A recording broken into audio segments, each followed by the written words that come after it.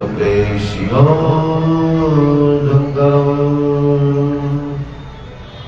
न जानामि योगं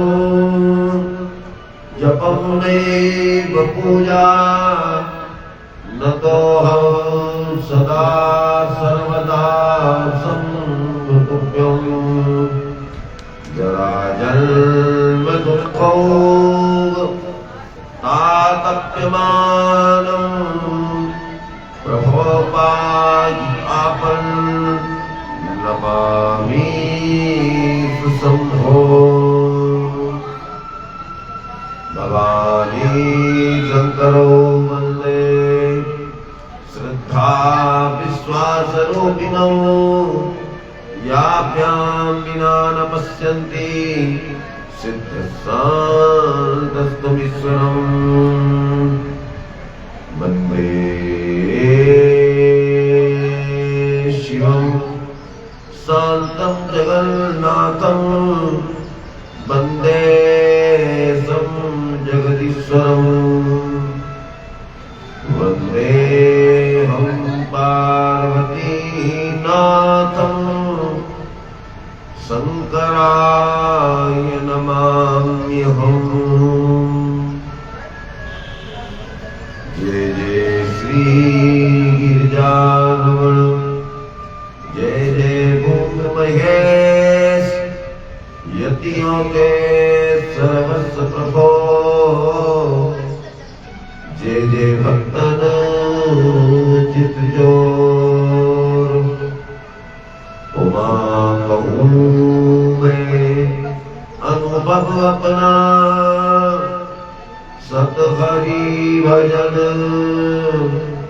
जगत सपना। केवलवंत विपद प्रभु सोई, जब तब सुमीरन भजन न होई। कर सो कर्म करिए विधि नाना, हृदय राखिए प्रभु कृपा निधान। भक्ति भक्त भगवंत गुरु चतुर्नाम हुए, इनके भगवंदन किए नासत बिगाने।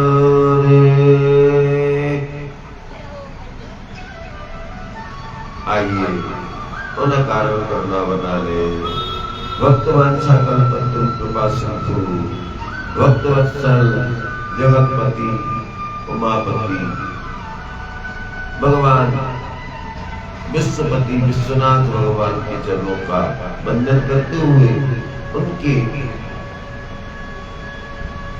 इस बांग में स्वरूप वाणी में स्वरूप श्री शिव महापुराण को अनंत अनंत कोटि प्रणाम करते हुए यहाँ पधारे सभी धर्म प्रेमी श्रोता माता बंधु भाई बच्चों का व्यासपीठ से यथोचित नमन वंदन करते हुए, और जो लोग हमारे फेसबुक या यूट्यूब या किसी अन्य माध्यम से अपने घर पर बैठ करके इस कथा का रसपान कर रहे हैं, उन सभी श्रोताओं के हृदय में स्थित उन भोलेनाथ बाबा का मन से वंदन करते हुए और उन सभी कथा श्रोताओं का व्यासपीठ से आभार व्यक्त करते हुए, आइए हम सभी लोग 2 मिनट अपने मन की पवित्रता के लिए, वाणी की पवित्रता के लिए, बुद्धि की पवित्रता के लिए भोले बाबा के पंचाक्षर मंत्र का जाप करेंगे। और फिर आज 30 तो कल नहीं पूरे 31वें दिन की इस सुंदर कथा का रसपान करेंगे।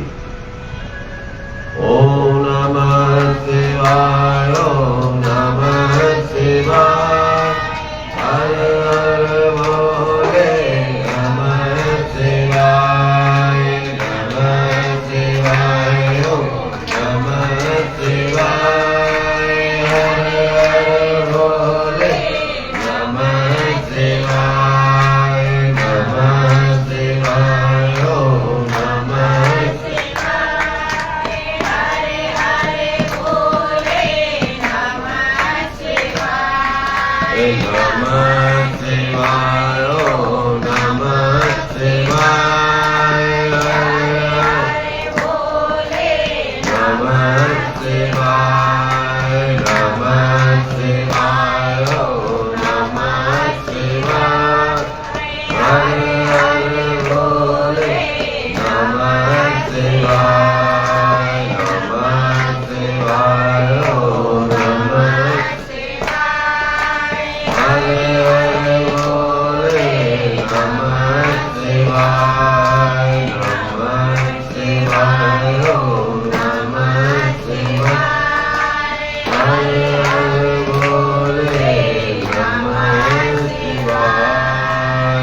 शंकर भगवान की, शिव महापुराण की, पूज्य व्यास श्री जी महाराज की, नंदी बाबा की, समस्त महिला मंडली की, हनुमान जी महाराज की। नमः पार्वती पते हर हर हर महादेव। आइए हम सभी लोग मन को एकाग्र करते हैं और मन को एकाग्र करके गंगा जमुना के उस पावन तट प्रयागराज की पुण्य धरा पर चलते हैं, जहाँ श्री सौनकादिक 88,000 ऋषि 31वें दिन की कथा सुनने से पूर्व पुराण वेत्ता श्री सूत जी महाराज का यथोचित वंदन नमन करके उनके आसन में विराजमान करके और उनके चरणों का चरणों लेकर के और गुरुदेव के समीप बैठ करके और गुरुदेव से पूछ रहे हैं, बोले गुरुदेव आप बता रहे थे कि मैया ने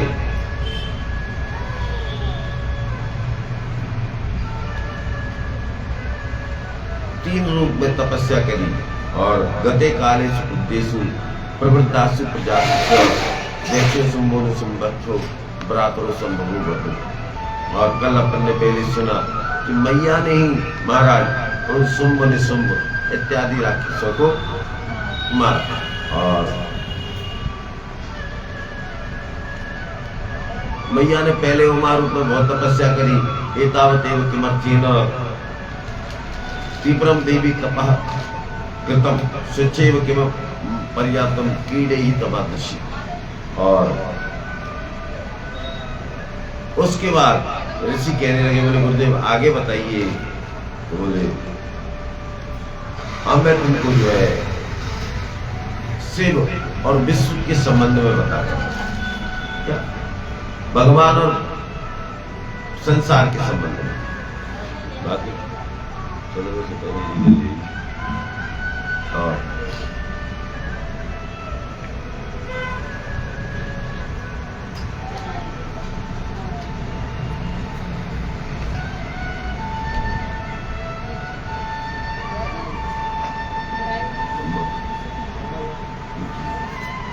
और बोले अब मैं तुम्हें जो है शैवम तत्परमम धामम यत् प्राप्यम सर्वे तत्त्वि। अब मैं तुमको वो तत्व बताता हूँ जिसको जानने से व्यक्ति को शिव तत्व की प्राप्ति होती है। इसकी शिव तत्व की प्राप्ति होती है। शैवम तत्परम धामम यत् प्राप्यम सर्वे तत्त्वि। और यमाहु परमम, जिसको सबसे सुंदर कहा गया है, यमाहु। आहु मतलब कहना, जिसको कहा गया है परम। और वो शिव तत्व में तुम्हें बताता हूँ। बोले मंत्रम सर्वै, वो शिव ही मात्रा है।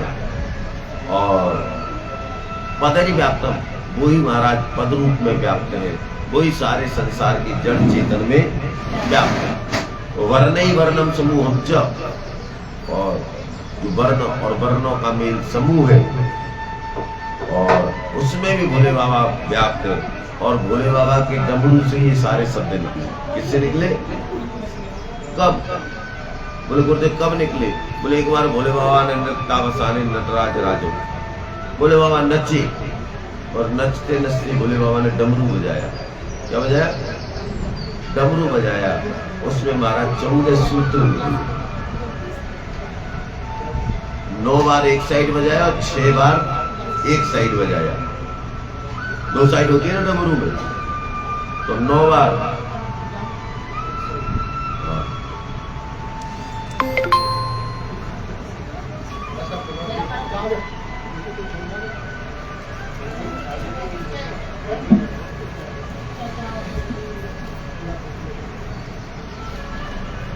और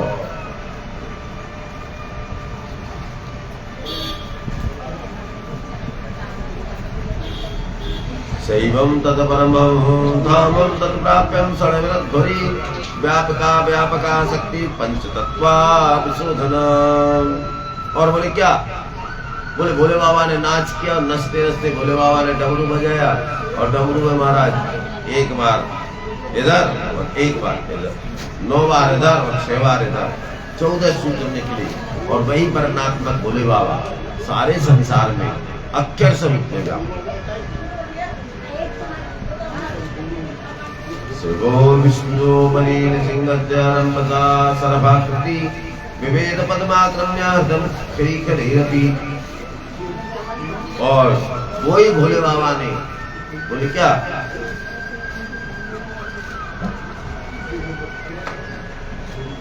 वही भोले बाबा ने क्या किया?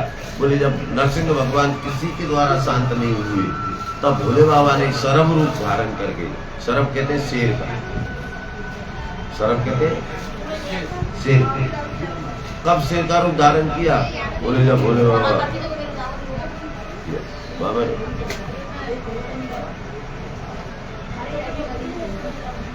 का सावन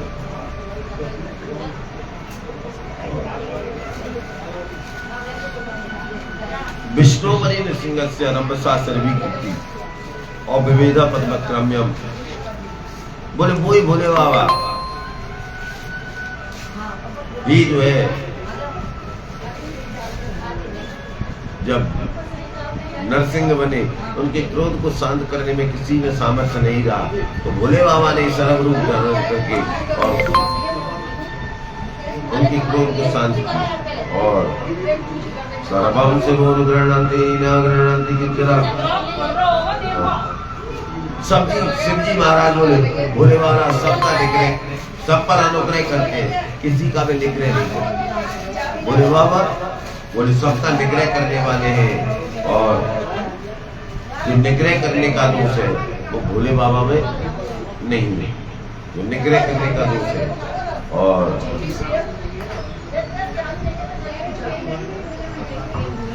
सर्वे भी निग्रहो लोके न विद्वेष पूर्वक और ना द्वेष्टो ही पिता पुत्रम न ग्रहण शिक्षरे। और लोक में सबका निग्रह विद्वेष पूर्वक नहीं है। जो पिता पुत्र को निग्रह पूर्वक से शिक्षा देता है वह द्वेषी नहीं कहलाता। निदान जाने वाला वह रोग का नाश करता हुआ कुछ भी निग्रह नहीं, यानी कुछ भी कठोर कार्य नहीं करता। और गुरुदेव हमने सुना है कि भगवान का नाम पशुपति है। क्या है? पशुपति। तो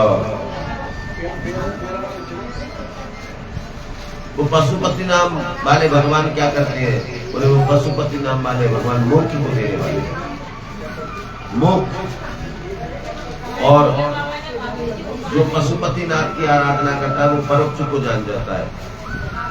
अपने बीते हुए जन्म की जानकारी इसको भोले बाबा की आराधना करने से प्राप्त हो जाती है। और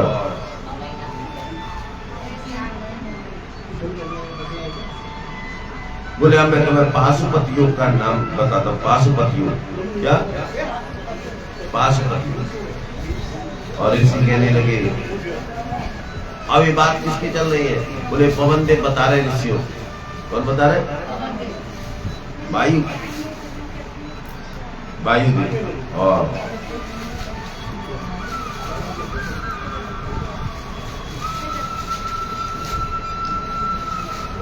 नामाष्टकामयो योगासनेन परकीर्तिता तेन योगेन दहता दैवी प्रज्ञा प्रजायते। जो महाराज जी जो शैव धर्म पर भगवान शंकर की पूजा करना ही सबसे बड़ा सुंदर धर्म है। क्या सबसे सुंदर धर्म यदि कोई है तो भोले बाबा की आराधना करना, भोले बाबा पर जल चढ़ाना, भोले बाबा पर दूध चढ़ाना, भोले बाबा पर दीपक जलाना, भोले बाबा पर अगरबत्ती लगाना, भोले बाबा पर भोजन बनवाना, भोले बाबा पर भंडारा करवाना, भोले बाबा को सिर्फ की कथा सिर्फ कोई सुनाना।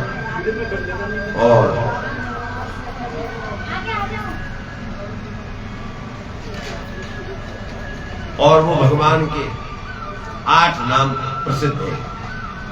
कौन कौन से? बोले शिव, महेश्वर, रुद्र, पितामह, ब्रह्मा, संसार वैद्य, सर्वज्ञ और 8वां है परमात्मा। ये शिव के ही प्रतिपादक है। और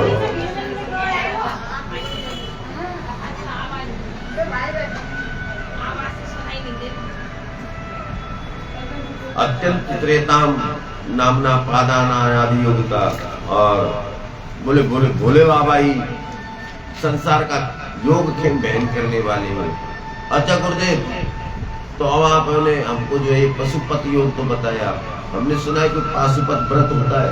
बोले हाँ, भोले बाबा का पशुपत व्रत होता है। तो ऋषि कहने लगे, बोले आप हम आपको पशुपत व्रत के बारे में बताने की कृपा करें। तो वायुदेव कहने लगे, बोले हे ऋषियों, ये जो पाशुपत व्रत है ना, ये अथर्वशीर्ष के उपनिषद में वर्णित है।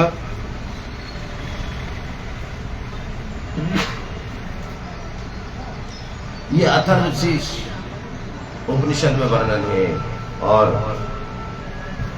इसका समय जो होता है ना, वो चैत्र मास की पूर्णमासी से प्रारंभ होता है। और बोले क्या करना पड़ता है इसमें? बोले इसके लिए सबसे पहले अच्छा क्षेत्र चुनना पड़ता है, अच्छी जगह, और बाग हो, अच्छा मंदिर हो, देवालय हो, पवित्र जगह हो, पवित्र स्नान हो। और दिन कौन सा हो? बोले त्रयोदशी का दिन। क्यों त्रयोदशी को क्यों कहा? बोले सर्व सिद्धा त्रयोदशी। त्रयोदशी के दिन भोले बाबा पृथ्वी पर वास करते हैं, इसलिए त्रयोदशी का दिन सबसे सुंदर होता है। क्या? सर्व श्रद्धा त्रयोदशी। त्रयोदशी हमेशा सर्व श्रद्धा होती है, इसलिए अपन से कहा जाता है देवताओं को भोग लगा दी, तेरस की तरह देवताओं को भोग लगा दिया। क्यों? इसीलिए कहा जाता है क्योंकि उस दिन अपने देवताओं को लगाया हुआ भोग भोले बाबा पृथ्वी पर रहते हैं, तो भोले बाबा की कृपा से भोग अपने पितरों को प्राप्त हो जाता है। और त्रयोदशी के दिन बोले क्या करें? बोले अग्नि में होम करें सबसे पहले। और आचार्य गुरु जी जो है उनसे आज्ञा लेकर के, उनको प्रणाम करके, और सफेद वस्त्र पहन करके, कैसे? सफेद वस्त्र पहन करके, और अगर पुरुष है तो यज्ञोपवीत धारण करें, और मैया है तो सफेद चंदन की माला धारण करें, और सफेद चंदन लगाकर उस आसन पर बैठ करके, और हाथ में कुशा से जल लेकर के 3 बार आचमन करे, और 3 बार ही प्राणायाम करे, और उत्तर या पूर्व की तरफ मुंह करके बैठे, और फिर हाथ में पुनः जल ले, और संकल्प करे, यह पशुव्रत करने का मैं संकल्प करता हूँ जब तक शरीर है, या जब तक ये मेरा शरीर रहेगा, अथवा 12 वर्ष तक, 6 वर्ष तक, 3 वर्ष तक, 12 मास तक, 6 मास तक, 3 मास तक, 1 महीने तक, 12 दिन तक, 6 दिन तक, 3 दिन तक, 1 दिन तक, अथवा एक ही दिन। अब एक दिन तो 24 घंटा को हुई, और एक ही दिन मतलब सूर्योदय से सूर्यास्त तक। तो बोले जिस तरीके का आप शरीर सामर्थ्य पूरे जीवन से लेकर के पूरे जीवन करूंगा, 1 महीने करूंगा, 3 महीने करूंगा, 3 साल करूंगा, 3 दिन करूंगा, है ना? 2 महीने नहीं होगा, 4 महीने नहीं होगा, नहीं फिर सब में भी नहीं वजह 6 महीने, तो 6 तो सब में ही आया ना, 4 में नहीं होगा, 2 में नहीं होगा। और बोले उसके बाद क्या करें, बोले गुरु जी, बोले संकल्प करें, फिर बिरजा होम करें। क्या करें? अब ये बिरजा होम क्या होता है आगे सुनेंगे, थोड़ी देर बाद बताता हूँ बिरजा होम क्या होता है। अच्छा गुरु जी, बिरजा होम करें, उसके बाद बोले उसके बाद महाराज समित घी में समिधा लेकर के और चारू से हवन करें। अपन करेंगे थोड़ी देर बाद सब मिल करके हवन। तो क्या करें? उसके बाद बोले समिधा लेकर के अग्नि जला करके और वो पत्तेल इत्यादि जौ चावल मिला करके हवन, दूध बूढ़ो घी मिला करके और इससे हवन करें। और उसके बाद पूर्णाहुति करें और पूर्णाहुति करने के बाद पंचाक्षर मंत्र का दोबारा से हवन करें और मेरे शरीर में सारे तत्व व्याप्त हो जाए ऐसी कल्पना करें। और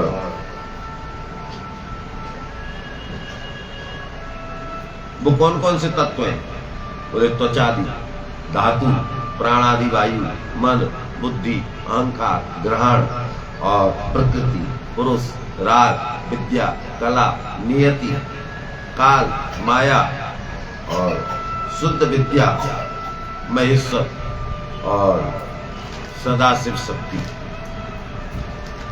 और शिव तत्व, क्रम से तत्व कहेंगे, ये सारे तत्व हैं। और इन मंत्रों से हवन करने के बाद पाप रहित होकर के शिव कृपा प्राप्त कर ज्ञानवान हो जाता है। जो इस प्रकार से व्रत करता है वो शिव की कृपा को प्राप्त करके। अच्छा गुरुदेव, फिर क्या करना चाहिए? बोले फिर गाय का गोबर लेकर के पिंड बना करके अग्नि में रख दे और उस पर हविद्या, हाँ, फिर चतुर्दशी के दिन और क्या करे, तय वही की रोटी नहीं खाए।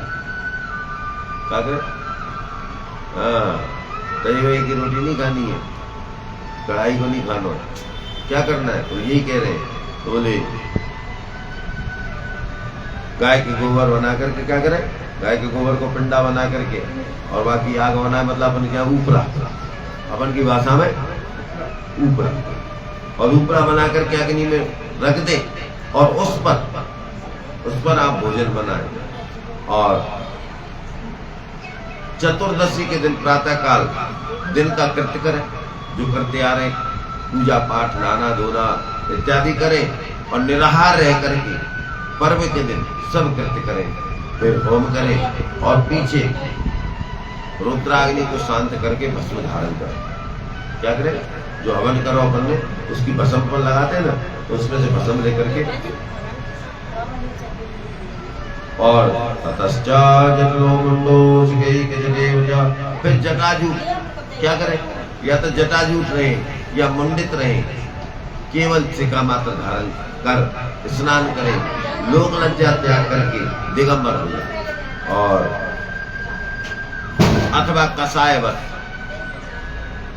चीर वस्त्र धारण करें और एक वस्त्र पहने, बस केवल क्या करें? एक ही वस्त्र। तो कई बाबा जी देखे होंगे ना, एक ही ओढ़े और एक ही है, जैसे मदन मोहन जी में जब पुजारी जी आरती का आप तो कर एक ही पहने और एक ही है ओढ़े। तो मेखला धारण करें और पैर धोकर 2 बार आचमन करें और शरीर में भस्म लगावें और मंत्र पढ़े, अग्नि रीति भस्म, जल रीति भस्म, स्थल रीति भस्म, इस मंत्र को पढ़ करके और भस्म धारण करें। और 6 मंत्र, वेद के 6 मंत्रों से लेकर के चरण, सिर से लेकर के चरण तक स्पर्श करके ओंकार का उच्चारण करें और पूरे शरीर में भस्म लगावें और उस समय मंत्र पढ़े, त्रायुकम जमदग्नि कश्यपस्य त्रायुकम। और उसके बाद महाराज क्या करें? बोले फिर पशुपन त्याग करें और तीनों संध्याओं में इस व्रत को करें और पूजन करें। क्या करें? स्फटिक लिंग की मूर्ति पूजा करे। बोले गुरुदेव वो कैसे करना चाहिए? बोले 8 दल का या तो सोने का कमल बनाए या चांदी का कमल बनाए। अगर वो नहीं है तो पात्र में, सुंदर पात्र में अष्टदल रोली गंध इत्यादि से, चंदन से अष्टदल बना करके उसमें लिंग को स्थापित करे और पंचगव्यादि का प्रास करे, मूर्ति की स्थापना करे और यथा योग्य सहस्त्र कलशों से स्नान कराए। क्या करे? सहस्त्र घट करे।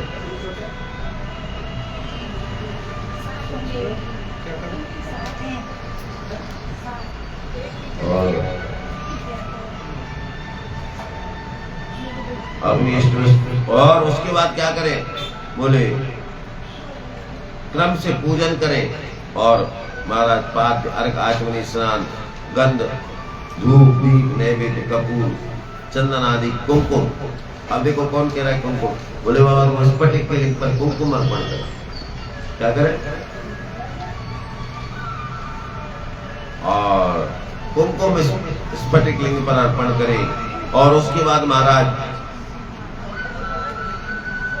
लिंग पर चढ़ा करके बिल्व पत्र, श्वेत पद्म यानी सफेद कमल, रक्त कमल, नीला कमल और दूसरे सुगंधित पुष्प और सुगंधित तेल चढ़ावे, अक्षय चढ़ावे, दूध चढ़ावे, धूप दिखावे, दीप दिखावे, अर्घ देवे और भगवान को नैवेद्य भोग लगावे और अपनी इष्ट वस्तु इस व्रत में अर्पण करें। उसके बाद महाराज भगवान को नारियल चढ़ावे और भगवान को उद्बल और सहस्त्र कमल चढ़ाने चाहिए। उद्बा, उसके बाद महाराज अगर कम से कम 108 चढ़ावे। क्या करे? 108 कमल के फूल चढ़ावे कम से कम। और उसके बाद महाराज धूप दे करके चंदन लगावे, कृष्णा अगरु अघोर नामक मुख में। महाराज क्या? 5 मुख, भगवान के 5 तरफ चंदन लगावे। कृष्ण अगरु अघोर नामक मुख में चंदन, सत्योजात में मनसिला और वांदे मुख में चंदन। देखो आप कौन कौन से मुख में क्या क्या लगावे? तो बोले जो अघोर नामक मुख है उसमें चंदन लगावे और जो सद्योजात नाम का मुख है उसमें मेंसिल आती ना, वो मेंसिल लगावे और वामदेव नाम की मुख में चंदन लगावे और जो पौरुष नाम का लिंग है उसमें हड़ताल लगावे और ईशान कोण में भस्म लगावे। मुखे ईशाने भी शरीरादि देया धूपम विशेषतः। सद्योजात में गूगल की धूप देवे और सुगंधित द्रव्य ईशान में और उसी राधे की धूप अघोर मुख में और श्वेत चंदन और काला अगरू महाराज पश्चिम मुख में, शर्करा, मधु, कपूर और कपला गाय को घी मिला करके और कपूर बत्ती बनानी चाहिए। क्या बत्ती? और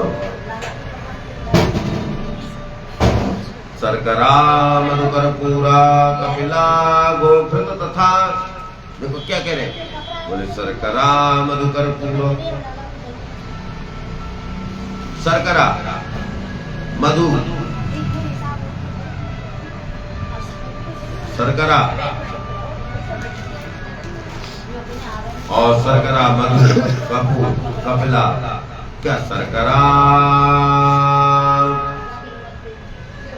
मधुकर, पूरा, कपिला, गोघृत तथा, बोले महाराज शक्कर, मधु, कपूर और कपला गाय का घी मिला करके और कपूर की बत्ती बना करके महाराज दीपक से भगवान की आरती करनी चाहिए, फिर अर्घ देना चाहिए, फिर आचमन कराना चाहिए, फिर आवरण में गणेश कार्तिकेय जी की पूजा करनी चाहिए, आवरण पूजा करनी चाहिए और फिर अंग आदि पूजा करनी चाहिए। क्या करनी चाहिए? जैसे अपन रोज करते हैं ना, आवरण पूजा भी करते हैं, अंग पूजा भी करते हैं, आयुध पूजा भी करते हैं, वाहन पूजा भी करते हैं। और उसके बाद महाराज क्या करना चाहिए?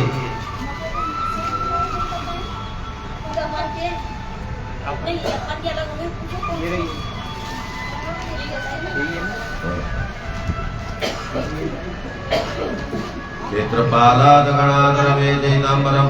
उसके बाद क्या करें? दिक्पालों की पूजन करें और आवरण पूजा करें 5 बार। क्या करें? अंग पूजा, आयुध पूजा, वाहन पूजा, आवरण पूजा और शक्ति पूजा अपन करते हैं, है ना। और उसके बाद क्या करें? बोले आवरण करने के बाद महाराज 11 एकादश रुद्रों से, एकादश रुद्र जो गणेश्वर है उनकी पूजा करें। और उसके बाद पद्म के बाहर जो कमल आप बना रहे हैं उस कमल के बाद फिर 5 प्रकार के आवरण करें। कौन कौन से? बोले क्रम से अस्त्रों का, अनुचरों का और मानसिक पुत्रों का, ग्रहों का और सभी देवी देवताओं का। ऐसे 5 प्रकार से आवरण पूजा करके और फिर 5 बार मातृकाओं का आवरण करें। और उसके बाद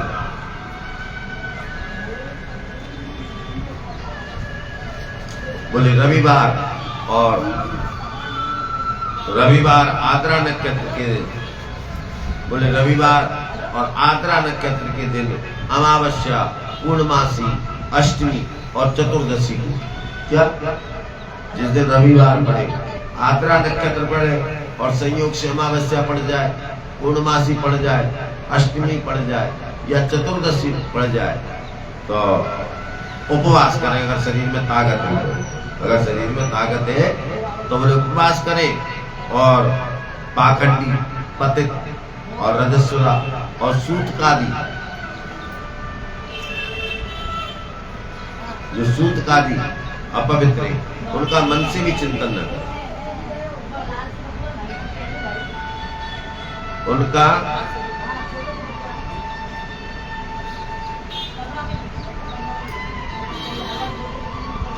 और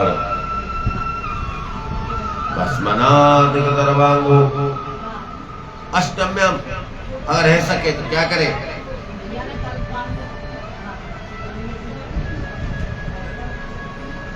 पाखंडी, पतित, रजस्वला और जो सूतकादि, जनने का और मरने का जो सूतक इत्यादि लगता है उससे बिल्कुल दूर रहे। पूजा कर रहे हैं कोई, भगवान शंकर के नियम से पूजा करें तो मत जा, और घर में आ गई तो बंद कर दे। और उसके बाद क्या? बोले शरीर में भस्म लगाए, त्रिपुंड धारण करें और ब्रह्माद्यस्तरावंतश्च। उसके बाद भगवान को यथादीपस्य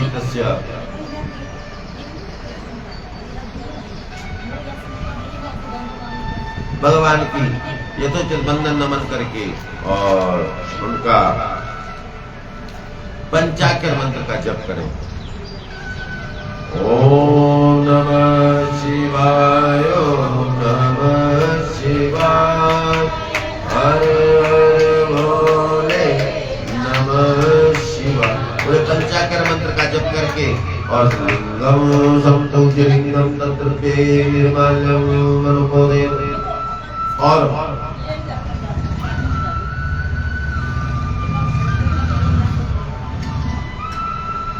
उसके बाद क्या करें? बोले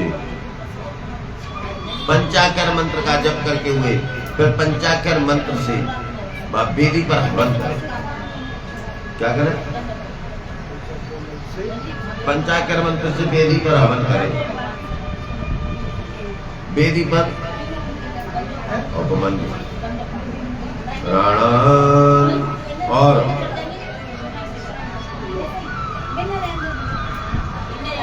भक्त्या प्रचोदिता कुर्यात बिल्व पत्रोपिमानवा। और उसके बाद भगवान का पुष्प लेकर के या बिल्व पत्र लेकर के अपने माथे पर धारण करें। और अच्छा गुरुदेव फिर क्या करें? बोले जो इस प्रकार से भोले बाबा का हवन करता है, पूजन करता है, शिवाय नमः पंचाक्षरम जो शिव मंत्र का जप करता है उसको मुक्त। अच्छा तो गुरुदेव कुंड वुंड कैसे बनाने चाहिए? बोले कुंड के कई प्रमाण हो गए हैं। क्या 9 तरीका से कुंड बनते, कितने तरीके से? तो बोले अगर कुछ नहीं बनाना आ रहा है तो बोले कुंडम भी हस्तमानम च, कुंड का मान 2 हाथ का होता है। ज्यादा से ज्यादा कितना बड़ा होता है कुंड? कुंडम भी हस्तमानम च हस्तमात्रा वथापिबा, हस्तमात्रा 1 हाथ का भी होता है। क्या 2 हाथ का आधे, ज्यादा से ज्यादा और कम से कम 1 हाथ। तो वृतम्बा या तो वृत्ताकार हो या चतुरस्रम या चौकोर, और कुंडम या गड्ढे रूप में, और वो नाना प्रकार से बनाओ। अगर ये नहीं बन रहा है तो क्या करो? बोले समचतस्रम, चौकोर बनाना। क्या करो? चौकोर बनाओ। और महाराज उसको गोबर से लीपो, और लीप करके धो करके महाराज कोसा इत्यादि से इसकी पूजा करो, और रम मंत्र का उच्चारण करके अग्नि की स्थापना करो। रम मंत्र का उच्चारण करके अग्नि की स्थापना करो, और फिर संस्कार करके महाराज जो मूर्ति है भगवान भोले बाबा की उसकी पूजा करो। केवल क्या है? केवल पूजा का प्रकरण है। भगवान क्या बता रहे? बोले ऐसे पूजा करते रहो, दीप्ता सुषमा जया भद्रा विदिता विजम क्रम अमोघ। और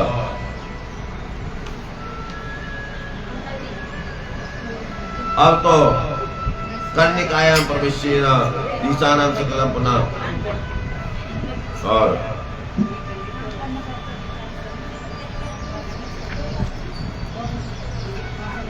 आगे योग के बारे में बताया कि प्रभु आप बता रहे थे कि योग, तो बोले योग में जो है निरुद्धस्य वृत्तस्य शिवे चित्तस्य निष्कला, भगवान शंकर में अपने चित्त को लगा देने का नाम ही योग। क्या?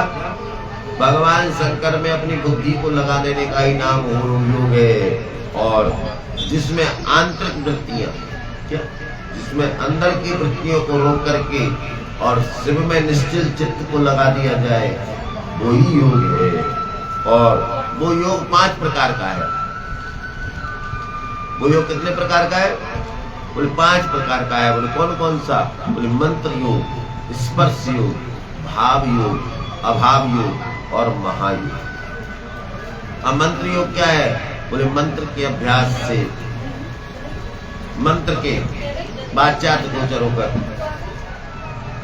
मंत्र योग यानी मंत्र के अभ्यास से, जो भी मंत्र है उसके अभ्यास से मन की वृत्ति स्थिर हो जाती है, और उसी का नाम है मंत्र योग। और स्पर्श योग क्या है? बोले प्राणायाम द्वारा।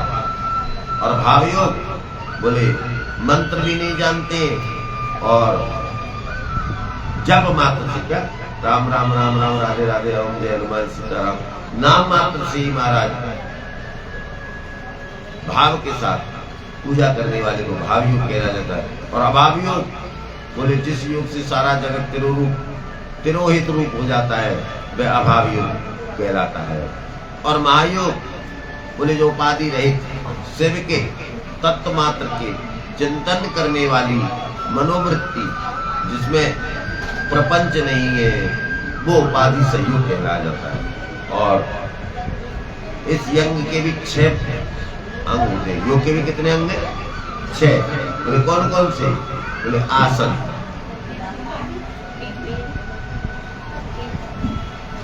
आसन, प्राणायाम,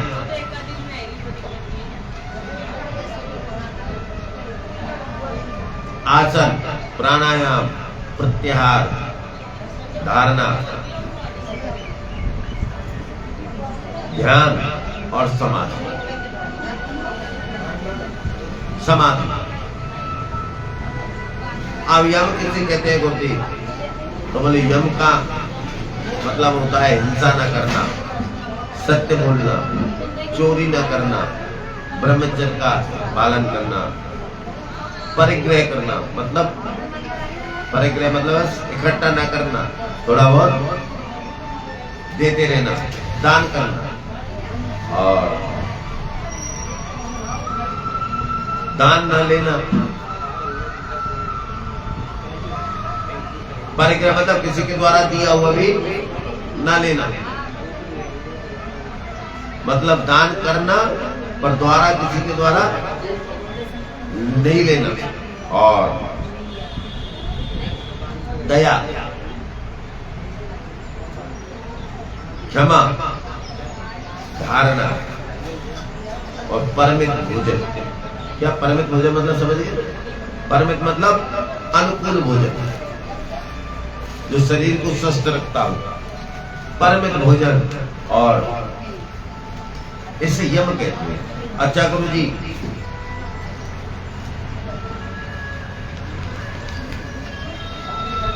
हिंसा किसे कहते हैं? हिंसा तो मन, वचन, कर्म से किसी भी प्राणी को किसी प्रकार की चोट न पहुंचे तो अहिंसा, और मन से, वाणी से, शरीर से, इंद्रियों से अगर किसी को कष्ट पहुंचे तो वो हिंसा। अच्छा चोरी, चोरी क्या है? बोले किसी वस्तु को, क्या किसी वस्तु को बिना पूछे लेने का नाम ही चोरी है। ये मत समझो कि जैसे हम माचिस रखिए कोई दूसरे की, आप आए आरती करवे और आपने बाकी माचिस बिना पूछे ले ले तो वो भी चोरी की संज्ञा में। मैंने कहा शिव पुराण में लिख लो, क्या बिना पूछे किसी की कोई भी वस्तु ले रहे हो तो वो चोरी है। और दया क्या है? बोले समस्त प्राणियों का अनुग्रह करना ही दया है। और ऋतुजा क्या है? ऋतुजा बोले दूसरों के विहित कर्मों में मन, वचन, कर्म में प्रवृत्ति रहना, ऋतुजा। दूसरा क्या कर रहा है, कैसे कर रहा है, क्यों कर रहा है, उसको छोड़ो, अपने में मस्त रहो, इसका नाम है ऋतुजा। और धृति धारणा आप सभी जानते हैं। और दूसरा नियम, यम, उसके बाद है नियम। तो बोले नियम किसे कहते हैं? बोले तप, संतोष, आस्तिक, दान, ईश्वर पूजन, श्रवण, लज्जा, बुद्धि, तप, व्रत, ये नियम है। और आसन, तो मैंने एक दिन कहा था ना आसन, तो बोले 3 घंटा 36 मिनट का होता है। कितने देर का होता है? कम से कम 3 घंटा 36 मिनट जब एक जगह आप स्थिर बैठोगे तब आप पर आसन की सिद्धि होगी। और क्या करें अब देखो कैसे आसन, अर्धेंदु आसन, वीरासन, योगासन, और अत्यंत अभ्यास किया हुआ यथेच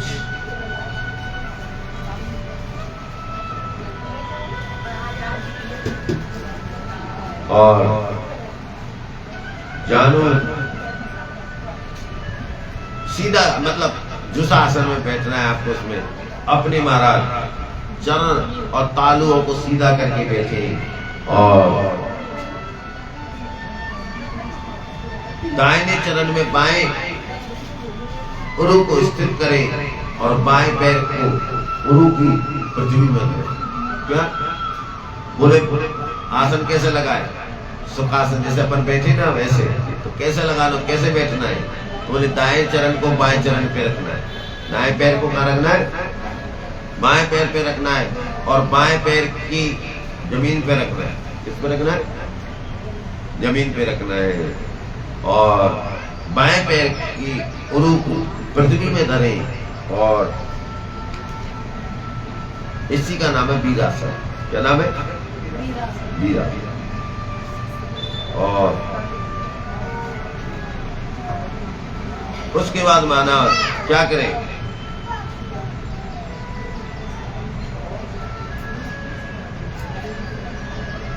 और पद्मासन के बारे में सब जानो, मुक्त आसन, सारे आसन जौन सो आसन आप समझ सको में। अच्छा बोले गुरुदेव, बोले प्राणायाम क्या है? बोले अपने शरीर में उत्पन्न हुई वायु वो श्वास प्रश्वास करने का नाम ही प्राणायाम। क्या? जो अपने शरीर में उत्पन्न हो रही है ना वायु, हवा, उस वायु को श्वास और प्रश्वास लेने और खींचने का नाम ही प्राणायाम। और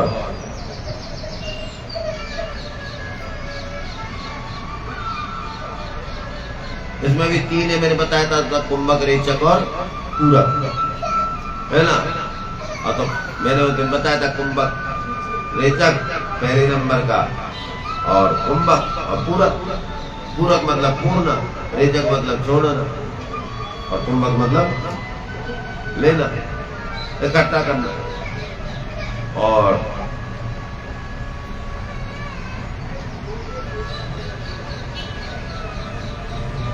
देखो कितनी वायु अपने शरीर में? 5।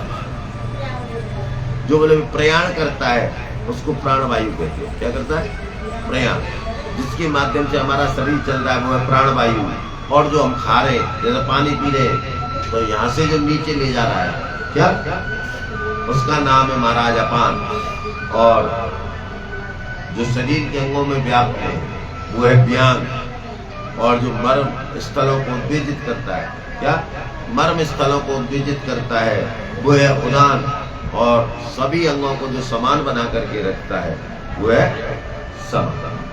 नेक्स्ट समान वायु की कमी है जान दो तो आदमी को हाथ मोड़ो टेढ़ो हो जाए, अपन पैरालाइसिस बोले, लकवा। हाँ, तो प्राणायाम करने से व्यक्ति का शरीर स्वस्थ रहता है। हाँ, इसलिए व्यक्ति को प्राणायाम क्या करता है? बोले ज्यादा उपज है जाएगी, जो पेट में, छाती में अटक हो, वो भी प्राणायाम के माध्यम से नीचे उतर जाएगा। शरीर में ज्यादा गठिया बाहर ये दर्द हो तो प्राणायाम करने से वो भी ठीक हो जाएगा। पूरा कुंभक और रेचक ये प्राणायाम विधि करो। और बोले क्या? प्रत्याहार। बोले प्रत्याहार क्या है? तो बोले प्रत्याहार जब इंद्रियों को अपने अपने विषय में लगी हुई है और उनको उन विषयों, और जो समाधि जो अपने अपने मन को अपने अधीन कर लेना है ना सुनोती न जागनती, ना वो सुनते हुए भी कुछ नहीं सुनता, सुनते हुए भी कुछ नहीं सुनता, और चलते हुए नहीं चलता, खाते हुए भी नहीं खाता, न देखते हुए भी नहीं देखता। कौन? बोले जिसने अपने मन को अपने अधीन कर लिया। और योग में विघ्न आने वाली चीजें प्रतिभा, श्रवण, वार्ता, दर्शन, तत्पौरुषम गणम गणेशम पद्मीश्वरम। और उसके बाद क्या करें? बोले गुरुदेव, बोले अपने मन को जो बस में कर लेते हैं, बोले वो योगी कहलाते। क्या कहलाते? जिन्होंने अपने मन को बस में कर लिया है उन्हीं का नाम है योग। और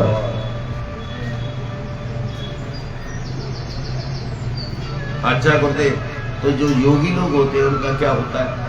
तो बोले जब योगी लोगों की मृत्यु नजदीक आती है तो बोले महाराज वो योग अभ्यास करना प्रारंभ कर देते हैं। क्या करते हैं? फिर उनको शरीर समाप्त होने वाला ऐसा आभास हो जाता है और वो योगाभ्यास करना चालू कर देते हैं, शिव के क्षेत्र का आश्रय लेकर के। क्या करके? शिव के क्षेत्र का। तो शिव क्षेत्र मैंने पहले बताया कहाँ कहाँ है, गले शिव क्षेत्र है। और वहाँ महाराज धीरता से या आतुरता से निवास करता है और बिना रोग आदि के ही अपने प्राणों का त्याग कर दे। और शिवानिंदारतम हंतो मदक्तोया, और विधि पूर्वक अनशन व्रत शिवाग्नि हवन करने का बाद सिद्धि में अपनी देह को निक्षेप कर देता है। और इस प्रकार से वो शीघ्र ही महाराज भगवान की कृपा से मुक्त हो जाता है। और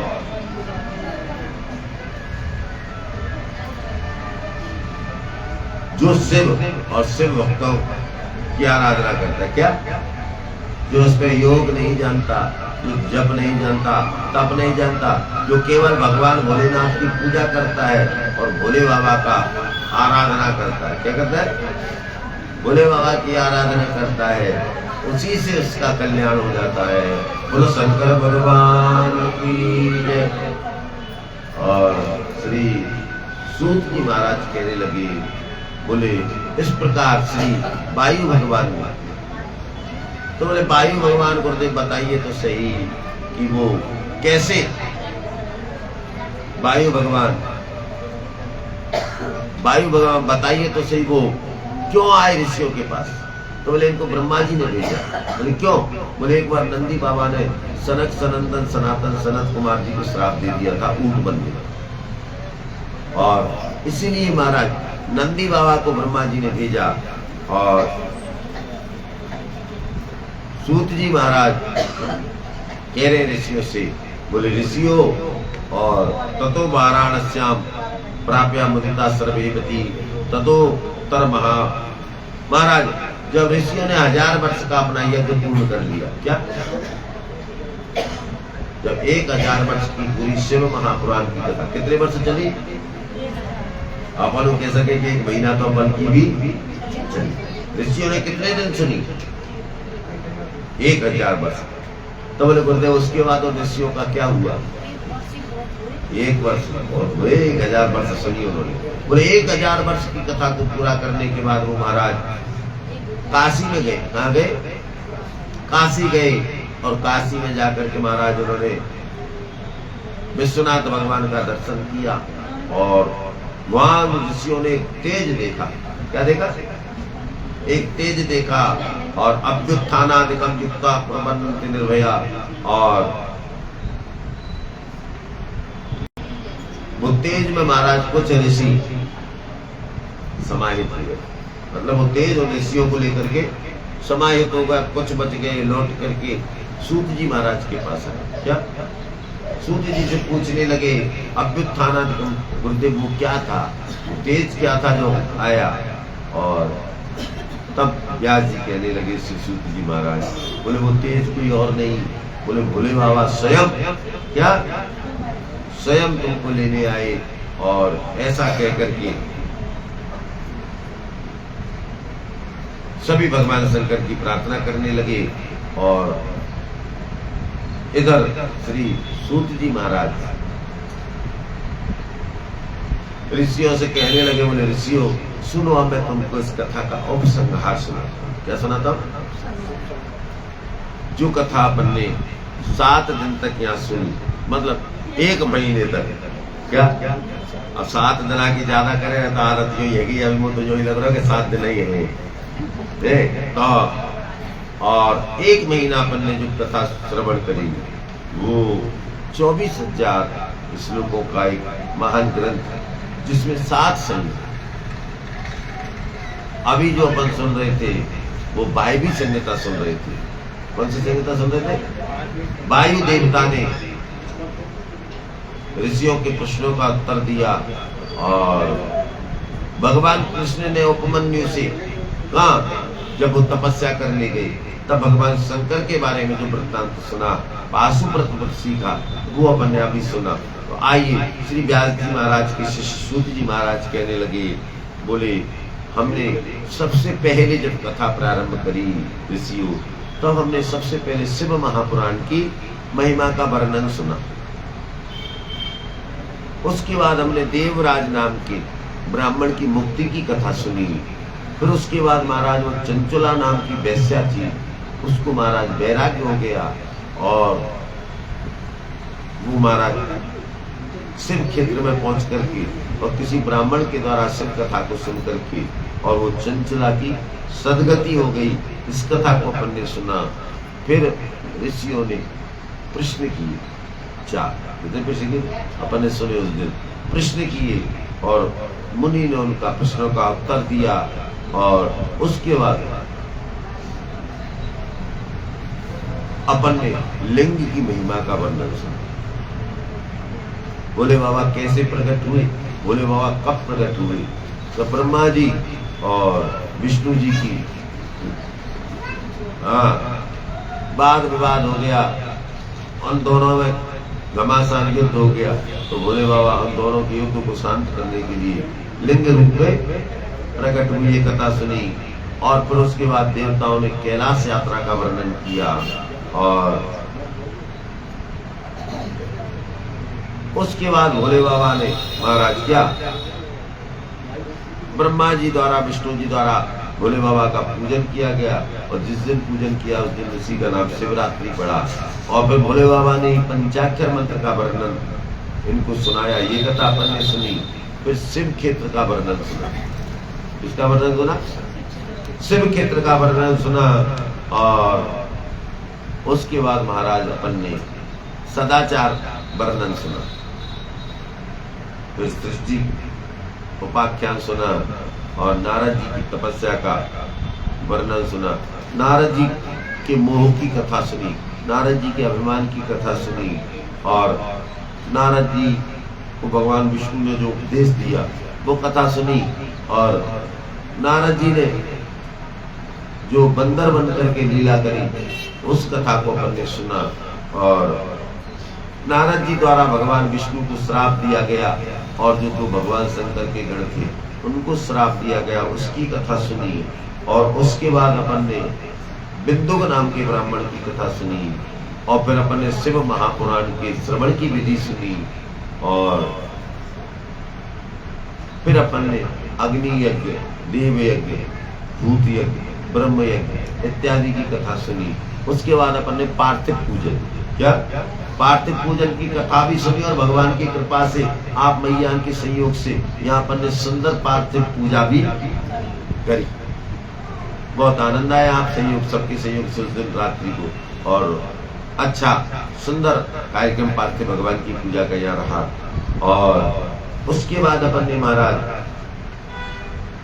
कामानुरोधे, कामना पूर्ति के लिए कितने लिंग बना करके पूजा करनी चाहिए सुनी। अब और शिव के भोग को खाना चाहिए कि नहीं खाना चाहिए, भगवान शंकर के प्रसाद को लेना चाहिए कि नहीं लेना चाहिए, इसके बारे में अपन ने सुना। तो केवल नर्मदेश्वर लिंग और स्वयंभू लिंग को छोड़कर के किसी भी लिंग का प्रसाद नहीं लेना चाहिए, किसी भी लिंग। अब ये लिंग है नर्मदेश्वर है, देख लो जैसे बोले, अब कहीं मार्बल के बने हुए तो नहीं लेना चाहिए, छोड़ देना चाहिए, हाथ जोड़ देने चाहिए।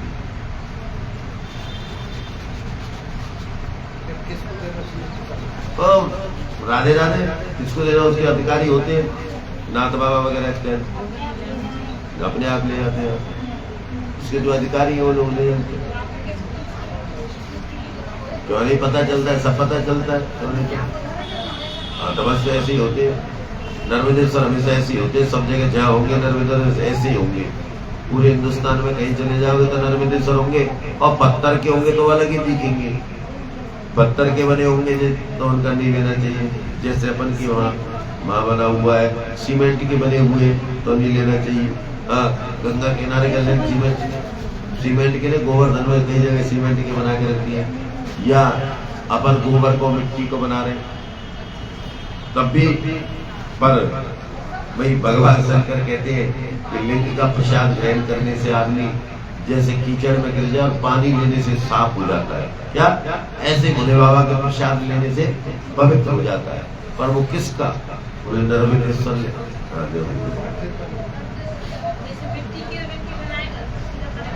हाँ तो उसका भी कमी लेना चाहिए, है ना, नहीं लेना चाहिए, मेरा तो यही मतलब ये तो। और उसके बाद अपन ने सुनो, चलो समय तो फिर बात करेंगे फिर कभी, है ना। उसके बाद अपन ने भस्म कितने प्रकार की होती है, भस्मों को कैसे धारण करना चाहिए और कहाँ लगाना चाहिए उसके बारे में सुना। और फिर उसके बाद अपन ने रुद्राक्ष कितने तरीके के होते हैं और उनको कैसे धारण करना चाहिए, और अपन ने खूब रुद्राक्ष भी बांटे और कई ने धारण भी कर ली और कई धारण कर लगे, और कई जिन्होंने धारण नहीं किया वो घर में ले जाकर के पूजे, और जिन्होंने अभी नहीं लिए और जिन्होंने के साथ हम तो शर्म के मारे जा ही नहीं पाए पंडित जी के पास, तो वो हमसे कल और आज में जितना चाहिए फिर रुद्राक्ष फिर हमसे ले लेंगे। तो अपन ने ये भी सुना कि कितने मुख का होता है और कब कब धारण करना चाहिए और कैसे धारण करना चाहिए, और किन किन कामना पूर्ति के लिए किन किन रुद्राक्षों को पहनना चाहिए। एक मुखी को सिर के पहनने से क्या होता है और 14 मुखी के पहनने से क्या होता है, 11 मुखी पहनने से क्या होता है, ये अपन ने सब सुना। और मनन किया तो याद होगा, और नहीं मनन किया तो राधे राधे, मेरा ज्ञान मेरे पास है। हाँ, मैंने आपको समझाया और सुनाया, अगर आपने पकड़ लिया तो ठीक है, नहीं तो राधे राधे, मेरा तो मेरे पास है ही है। तो अपन ने रुद्राक्ष की महिमा सुनी और उसके बाद महाराज अपन ने ब्रह्मा और विष्णु के मान रुद्र संहिता में, ये सारी चीज अपन ने कैसे में सुनी, बोले ये विंध्येश्वर संहिता में सुनी। और बोले रुद्र संहिता में क्या सुना, बोले इसमें 2 खंड है, एक सृष्टि खंड। तो अपन ने इसमें महाराज ब्रह्मा जी विष्णु जी का विवाद सुना, शिव पूजा कैसे करनी चाहिए इसका विधान सुना, और मनोवंश का वर्णन सुना, और गुणनिधि का चरित्र सुना। इसका जो कुबेर बना, जिसको भगवान गुणनिधि जिसका नाम था, जिसको आज अपन कुबेर भगवान बोलते हैं, उसी का नाम गुणनिधि था। उसी को भगवान ने कुबेर बना दिया था, गुणनिधि को।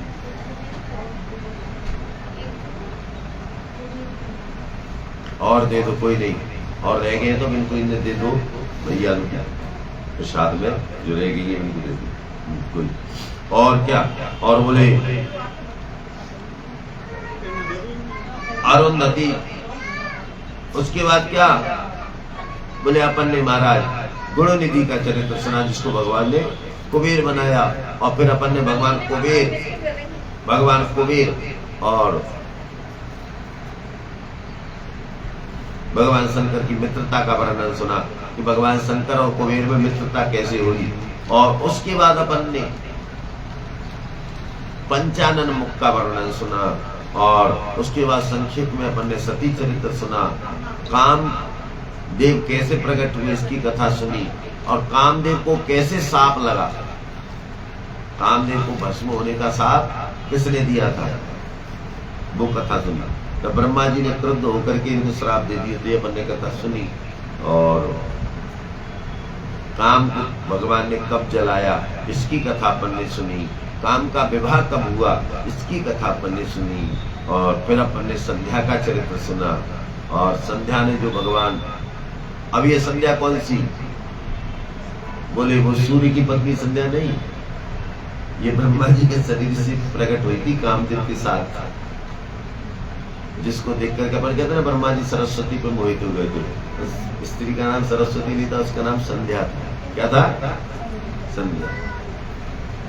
तब वो संध्या ने जो भगवान शंकर की प्रार्थना करी, और उसके बाद अपन ने जो है महाराज अरुंधति और वशिष्ठ के विवाह की कथा सुनी, और उसके बाद बसंत का वर्णन सुना, और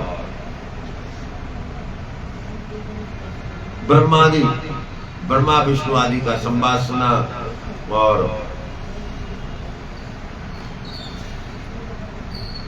शंकर भगवान की विवाह की कथा सुनी। और भगवान सती और शंकर के विवाह की कथा सुनने के बाद अपन ने सती और शिव भगवान कैलाश में कब गए उसकी कथा सुनी, और उसके बाद अपन ने सती द्वारा राम जी की परीक्षा की कथा सुनी, और भोले बाबा ने सती का त्याग कर दिया इसकी कथा सुनी। दक्ष ने भोले बाबा का अपमान किया इसकी कथा सुनी। दक्ष ने यज्ञ कर करके भोले बाबा को यज्ञ में स्थान न दिया, सती वहां गई और सती ने अपना देह त्याग दिया, इसकी कथा भी अपन ने सुनी। और हिमाचल के घर में पार्वती बनकर के आई, घोर तपस्या करी, और भगवान शंकर के साथ पार्वती के विवाह की कथा सुनी। मैना के विषाद की कथा करी, उसकी कथा सुनी, और बड़वानल का चरित्र सुना, शिव विरह वर्णन सुना, और पार्वती की तपस्या सुनी, और पार्वती के विवाह की कथा सुनी, और शिव वर यात्रा वर्णन, बारात की कथा सुनी भगवान की विवाह मंडपम भगवान का मंडप कितना सुंदर था। और नाना प्रकार की कथा सुनते सुनते अपन ने भगवान के विवाह के संस्कार की कथा सुनी। जी को भैया पार्वती को जो सतीत्व का वर्णन बताया, सती धर्म की पतिव्रत धर्म का जो वर्णन बताया, वो कथा अपन ने सुनी। उसके बाद महाराज अपन ने तारकासुर इत्यादि जो उनके पुत्र थे, तारक पुत्र जी के विवाह इत्यादि की कथा सुनी। और कुमार का रूप करके और भोले बाबा और मैया पार्वती को छोड़ करके क्रौंच पर्वत पे चले जाना और वहीं रहने लग जाना, इस बात की कथा सुनी। और कुमारत्व को प्राप्त कर लेना, शादी न करने की कसम खाने की कथा सुनी। और उसके बाद अपन ने महाराज त्रिपुर मोह वर्णन की कथा सुनी और त्रिपुर दाहक की कथा सुनी और जलंधर की कथा सुनी, शंखचूड़ की कथा सुनी, तुलसी की कथा सुनी, धात्री मालती की कथा सुनी। और उसके बाद हमने महाराज देवता और राक्षसों की युद्ध की कथा सुनी और फिर भगवान शिव और जलंधर की युद्ध की कथा सुनी। और उसके बाद वृंदा के पतिव्रत भंगी की कथा सुनी और शंखचूड़ की कथा सुनी। शंखचूड़ की पत्नी तुलसी द्वारा भगवान को पत्थर होने के श्राप की कथा सुनी। और शिव की अष्टमूर्तियों की कथा मैंने बताया ना, उग्र महान, मैंने नाम भी बताए, सर्व भीम, 8 मूर्तियों के नाम बताए थे, अष्टमूर्तियों की कथा सुनी। और फिर भगवान के अर्धनारीश्वर की कथा सुनी। देवताओं द्वारा भगवान शंकर की स्तुति की कथा सुनी और देवताओं को भगवान शंकर ने जो उपदेश दिया उसकी कथा सुनी। और हिरण्यकश्यपु हिरण्याक्ष की कथा सुनी, अंधक मद की कथा सुनी। और उसके बाद अपन ने जो है महाराज उषा के चरित्र को सुना। अनिरुद्ध के साथ उषा का विवाह हुआ और बाणासुर की घोर युद्ध की जो कृष्ण के साथ हुआ, जिसमें सहायता करने के लिए भोले बाबा पर हाथी का रूप बना करके आया था, उसकी कथा सुनी। फिर उसके बाद अपन ने वो व्याघ्रेश्वर जो बाघ बन करके आया था, जिसने भगवान से वचन मांगा था कि हे भोले बाबा आप मेरी चमड़ी को अपने शरीर में हमेशा लपेट के रखना। तो भोले बाबा बाघ अंबर का ओढ़ दो साला। हाँ, भोले बाबा क्या करते, तो शेर की खाल को लपेट के रखते हैं। उस राक्षस ने वरदान व्याघ्रेश्वर बन करके आए भोले बाबा। और उसके बाद अपन ने महाराज कुंदवी नाम के राक्षस की, निर्हाद नाम के राक्षस की और गौरी द्वारा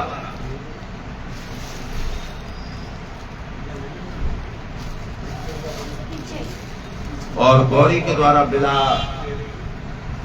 विदलोत्पल, विदल और उत्पल नाम के दैत्यों की वध की कथा सुनी। उसके बाद ऋषभ भगवान के चरित्र को सुना और नंदी केश्वर के अवतार की कथा सुनी। और नंदीश्वर को गणाधित्य कैसे प्राप्त हुआ इसकी कथा सुनी। विवाह वर्णन काल भैरव के अवतार की कथा सुनी।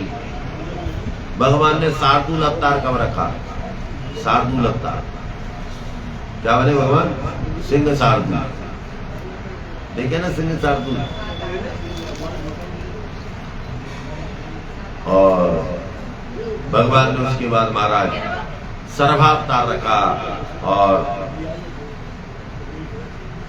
उसके बाद गृहपत्य अवतार रखा।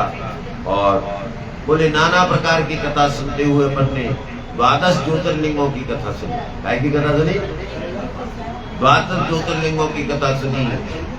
काशी अत्रीश्वर लिंग की कथा, नंदेश्वर लिंग की कथा और नंदकेश्वर लिंग की कथा और गोकर्ण क्षेत्र के महात्मा की कथा और महाबलेश्वर कथा और वो जो चांडाली थी उसकी सदगति की कथा। नाना प्रकार की कथा सुनते हुए अपन ने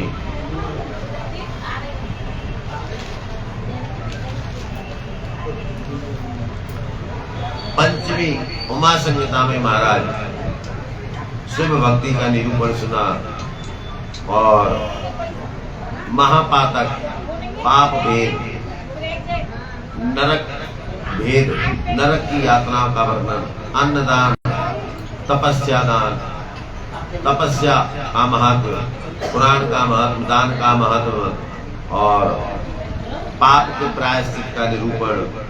फिर उसके बाद महाराज पंडित जम्बूदीप, जनादीप आने 7 दीप 14 भुवनों की कथा सुनी।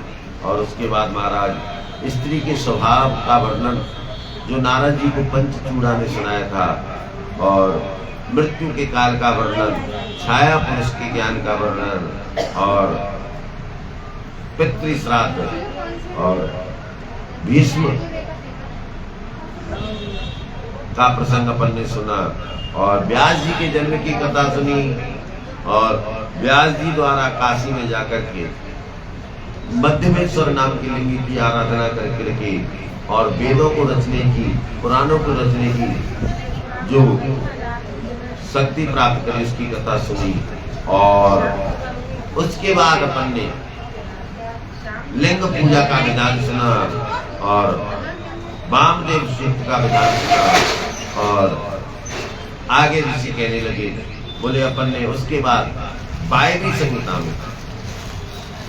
संहिता में बोले महाराज वायु द्वारा ऋषियों को प्रदत्त ज्ञान की कथा सुनी, पंचाक्षर मंत्र के जप का निरूपण सुना, पंचाक्षर मंत्र के जप का महात्म्य सुना। मैंने बताया था कि पंचाक्षर मंत्र के महत्व याद हो तो नागेंद्र हाराय त्रिलोचनाय भस्मांगरागाय महेश्वराय, और अपन रोज बोलते हैं जिनके नागेंद्र हाराय, जिन्होंने अपने गले में नाग धारण कर रखा है, त्रिलोचनाय जो 3 नेत्र वाले हैं, भस्मांगरागाय जिन्होंने अपने शरीर पर भस्म लगा रखी है, हाँ भस्मांगरागाय महेश्वराय जो महान ईश्वर है, जो नित्याय नित्य है, शुद्धाय जो शुद्ध है, दिगंबराय जो दिगंबर है, ऐसे नकार स्वरूप भोले बाबा को हम नमस्कार। पंचाक्षर मंत्र की महिमा का वर्णन सुना, शिव दीक्षा का महत्व सुना, और उसके बाद नित्य नैमित्तिक कर्म का वर्णन सुना, और उसके बाद पशुपति व्रत का वर्णन सुना, और शिव पुराण के महात्म्य को सुना। अच्छा गुरुदेव, तो आगे श्री व्यास जी कहने लगे, बोले ऋषियों अब मैं तुमको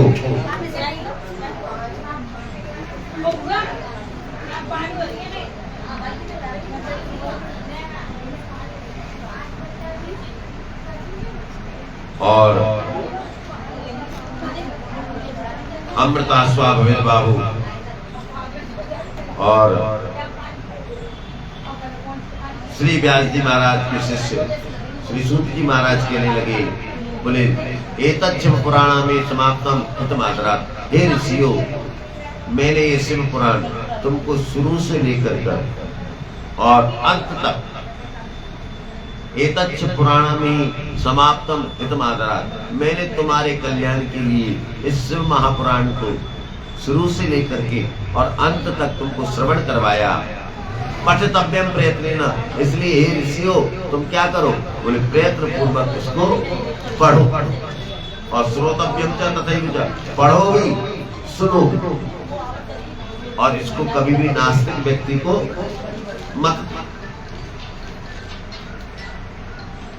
और पंचावृत्ति प्रकृतव्या, जो इसकी 5 आवृत्ति करते हैं, कितनी 5, जो 5 आवृत्ति करते हैं, बोले परम फलम समुद्देश्य, संसार में कोई भी वस्तु उनके लिए अप्राप्य नहीं होती। क्या जो 5 बार इस कथा को सुनते हैं या 5 बार कथा करवाते हैं या 5 बार इसका पाठ करते हैं, उनको संसार में कोई भी चीज अप्राप्य नहीं होती। और सप्त कृत्वा तथा वृत्या, और जो 7 बार इसको करते हैं या कराते हैं तो उनको निश्चित रूप से भगवान शंकर के दर्शन प्राप्त होते हैं। बोलो शंकर भगवान की। एतच्च पुराणम शिवस्याति प्रियम करम, हे ऋषियों ये शिव पुराण जो मैंने तुमको श्रवण करवाया, ये भगवान शंकर के चरणों में प्रीति बढ़ाने वाला है और मन को पवित्र करने वाला है, मन को भगवान के चरणों में स्थिर करने वाला है और बुद्धि को भगवान में समर्पित करने वाला है। और एतच्च पुराणम भक्ति मुक्ति प्रथम ब्रह्म, ये भक्ति को देने वाला है, भोगों को देने वाला है। जिस व्यक्ति की जैसी जैसी कामना होती है, ये शिव पुराण सुनने से और पाठ करने से ऋषियों उसकी सारी कामना पूरी हो जाती है। ऐसा कहकर के और ऐसा कहकर के श्री सूत जी महाराज जी ऋषियों से विदा मांगने लगे और श्री ऋषि महाराज सूत जी का यथोचित उन्होंने आदर वंदन नमन सत्कार किया और सूत जी ऋषियों से सम्मान पा करके और प्रयागराज को छोड़ करके और अपने गुरुदेव के यहाँ बद्रीनाथ चले गए। और इधर ऋषियों का क्या हुआ, तो मैंने बताया, वायुदेव बता रहे ब्रह्मा जी की पूजने पर, बोले बताओ वायु ब्रह्मदेव, के बाद ऋषियों का क्या हुआ। बोले ऋषियों के व्यास जी के शिष्य सूत जी महाराज के चले जाने के बाद सारे ऋषि प्रयागराज से और कहाँ चले गए, बोले बनारस चले गए। अब बनारस प्रयागराज के पास है और सारे ऋषि महाराज बनारस में जाकर के 88,000 ऋषि सशरीर भगवान में ही समाहित हो गए। कितने वर्ष बाद ये मैंने बताया अभी, 1000 सुनी। कितने साल सुनी, 1000 साल की कथा को पूरा करके और अभृत स्नान, हाँ 88,000 ऋषियों ने शिव पुराण को सुना और शिव पुराण को सुन करके महाराज काशी चले गए और काशी में जाकर के महाराज दिव्य तेज निकला और उसी दिव्य तेज में सारे ऋषि शिव में होकर के शिव में ही समाहित हो गए। सगना ससता सांबा सम करो तू शंकर, और भोले बाबा के धाम को प्राप्त हो गए। इस प्रकार श्री व्यास जी महाराज ने शिव महापुराण का वर्णन हम और आपके कल्याण के लिए कलयुग में प्रकाशित किया और आप सभी मैया ने पूरे जोर शोर के संग पूरे महीना, है ना, पूरे महीना नागा ना करते हुए, अब यहाँ गृहस्थी में काम आ जाए वो बात अलग है, सारे घर के कामों को छोड़ करके, सारी व्यवस्थाओं को त्याग करके और 10 तारीख से, कितनी तारीख से, हाँ कितने तारीख से लगे अपन, 10 जुलाई से, 10 जुलाई से अपन का ये श्री शिव महापुराण का आयोजन प्रारंभ हुआ और आज 10 अगस्त, आज 10, हाँ तो 31वां महीना था ना, आज अपन का 31वां दिन हो गया और कहीं भी किसी तरीके का कोई विघ्न नहीं आया, किसी तरीके की कोई अपन को परेशानी नहीं हुई। भोले बाबा की कृपा से ये कार्यक्रम निर्विघ्नता पूर्वक संपूर्ण हुआ। फिर भी निर्विघ्नता पूर्वक यदि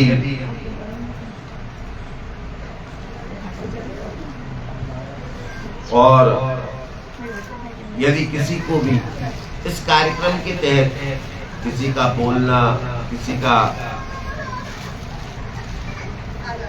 का बोलना या किसी का उठना बैठना किसी को चुभ गया हो तो उसको मन में ना रखेंगे और या व्यासपीठ से हमारी वाणी से यदि किसी के मन को कोई भावात्मक ठेस पहुंची होगी तो उसको भी अपना बालक समझ करके, बच्चा समझ करके माफ करेंगे और ऐसे अपना आशीष स्नेह हमेशा इस दास पर बनाए रखेंगे। आइए इसी भाव के साथ भोले बाबा के मृत्युंजय मंत्र का हम सभी लोग मिलकर के उच्चारण करेंगे और उसके बाद कुरान की पूजा करेंगे और उसके बाद जो लोग पूजा करना चाहें, जिनको पत्र पुष्प भेंट करते हैं वो अपनी बारी से आकर के पत्र पुष्प भेंट करेंगे। उसके बाद वेदी बनाएंगे, हवन की तैयारी करेंगे और जब थोड़ी देर में वेदी हल्की थोड़ी सूख जाएगी उसके बाद हम सभी लोग मिलकर के हवन करेंगे और कल प्रातः काल 10 बजे, है ना, अच्छा 9 बजे अपन मंदिर में सभी मैया अपने अपनी कोट ड्रेस जो पट रखी है मंदिर से महिला मंडल की, वो ड्रेस पहन करके आ जाए जिन पे है, और जिन पे नहीं है वो रानी कलर की साड़ी, हाँ जो महिला मंडली में अभी नहीं जोड़ रही है, जिनके पास नहीं है तो रानी कलर की साड़ी पहन करके आए और अपने साथ घर से कलश लेकर के आएंगे, अपने साथ नारियल लेकर के आएंगे, जिनको कपड़ा लगाना है वो अपने साथ कपड़ा भी लेकर के आएंगे। जल यहाँ से भरेंगे और अपन अशोक के पत्ते तो मंगवा लो और प्रसाद लेकर के जाना थोड़ी देर बाद। और सभी लोग अपने अपने घर के कलश ले दादा प्रसाद दे दीजिए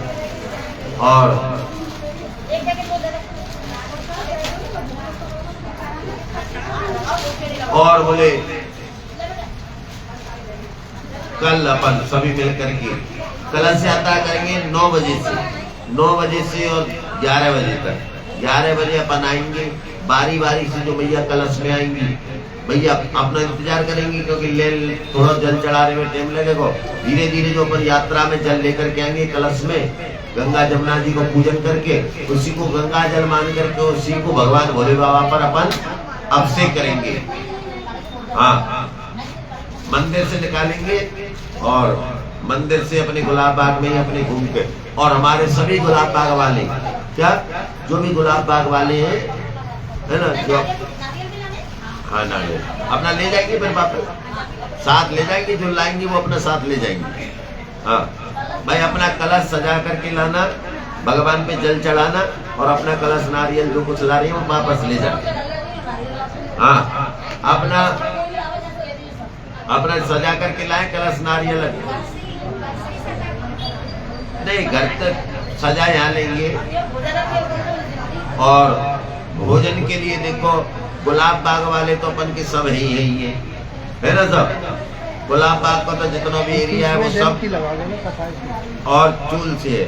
और जो कथा सुनने आ रही है वो भी सब परिवार, जो भी कथा सुनने आ रही है, चाहे वो सत्यवती बिहार से आ रही है, चाहे वैशाली नगर से आ रही है, चाहे पुरानी ट्रिब्यूनियन से आ रही है, चाहे चटिकना से आ रही है, चाहे मदन मोहन जी से आ रही है, या कहीं से और से आ रही है, कथा सुनने वालियों के लिए भोजन की व्यवस्था है। और सारी मैया की जो हमारी महिला मंडल से जुड़ी है, बिल्कुल घरवारे सहित का घरवारे सहित, खुद को नो तो घरवारे को भी नो तो और बच्चा बच्ची को भी नो तो।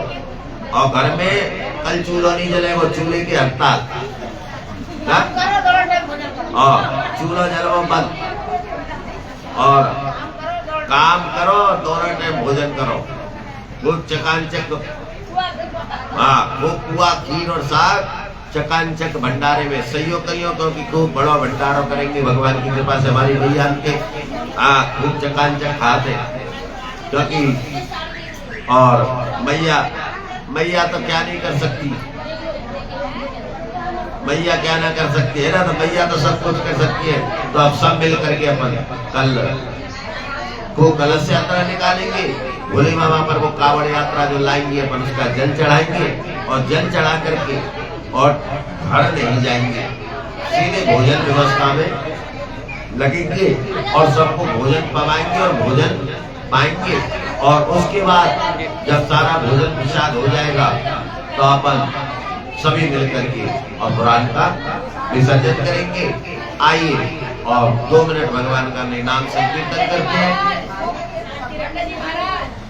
ये कलश यात्रा नहीं है, ये कावड़ यात्रा है, जो इसमें नारियल की आवश्यकता नहीं है। नहीं, कावड़ में नारियल की जरूरत नहीं है। फिर 2 लोटा नहीं हो, फिर घेर बना करके लाना। आप तो घेर बना करके ले आना भैया, आप तो कलश पे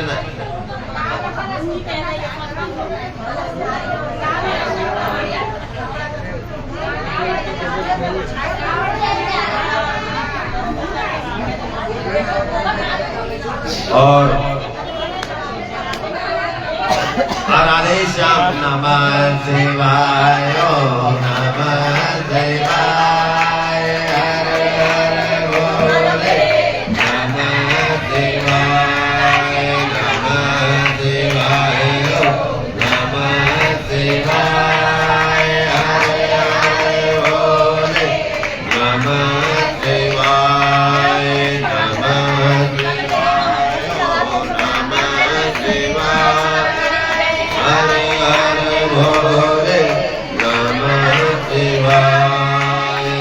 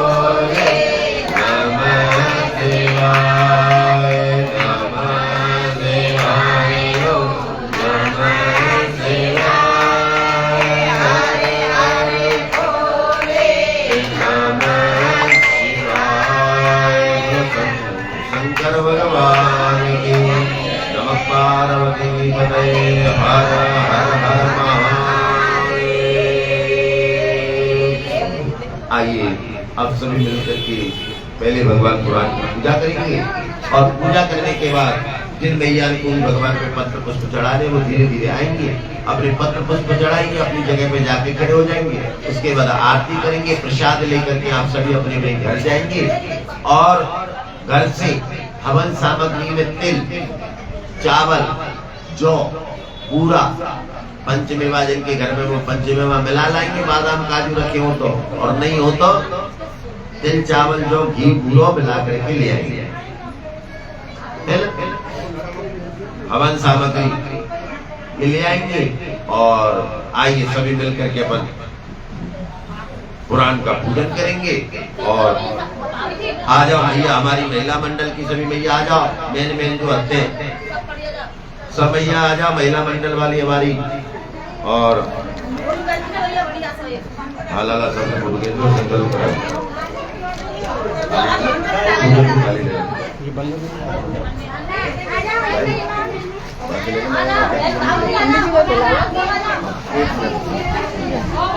आजा ओ नेहा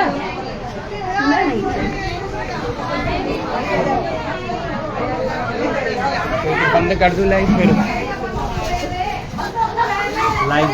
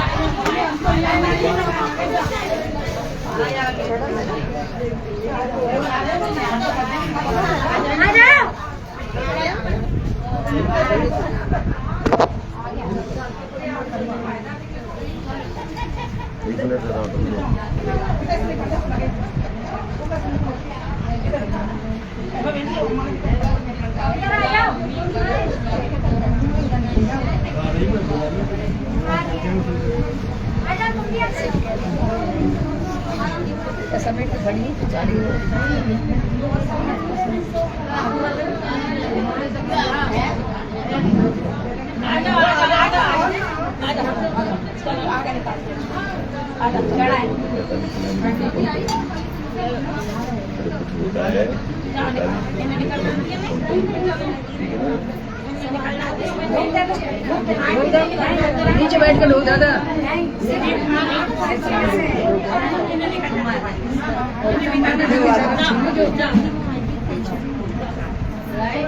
आ जाओ बाकी लोग संकल्प करो भाई, लाओ कपड़ा न लाओ, बाकी में कपड़ा नहीं ले, नहीं वो संकल्प करेंगे।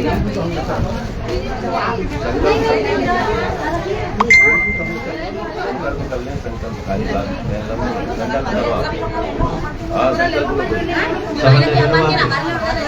भैया ले लो सभी, तो है हाथ में चावल है, बाकी सभी हाथ में चावल है भैया। हाँ ऐसा कर लिया, हाँ ये सबसे बेस्ट है।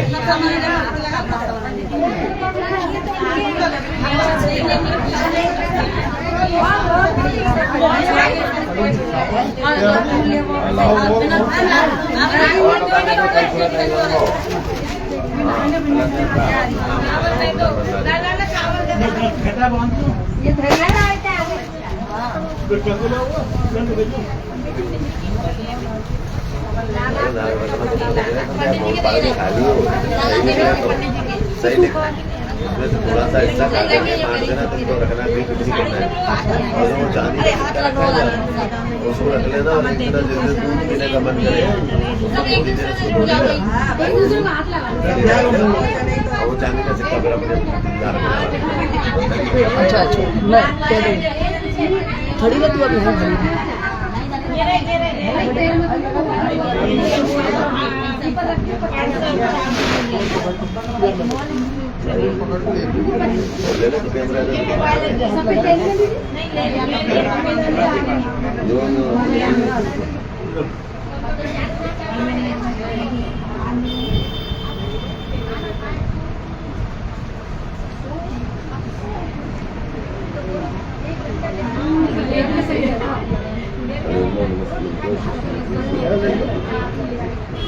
बोले बाबा की जय। सिद्धेश्वर महादेव की जय। पंडित जी महाराज की जय। बाग के भोले बाबा की जय। पुराण भगवान की जय।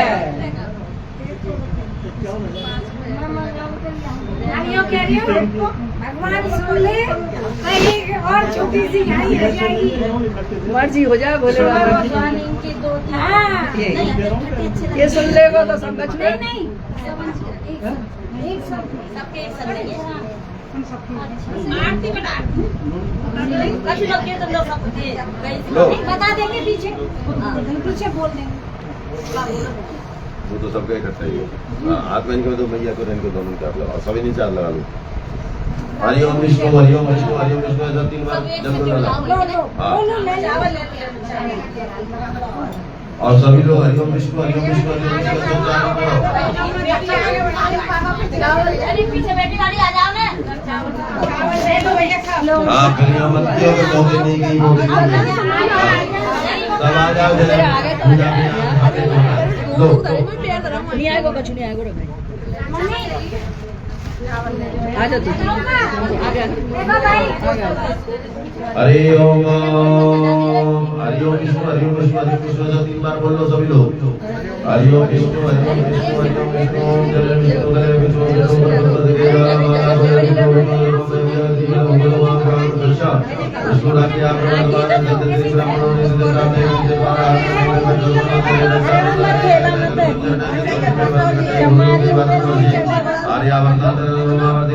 राज्य जय कुमार का नाम राजस्थान प्रदेश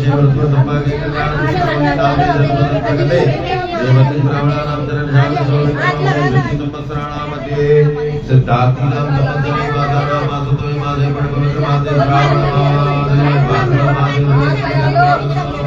अपना अपना गोत्र अपना अपना नाम उच्चारण कर लो सभी।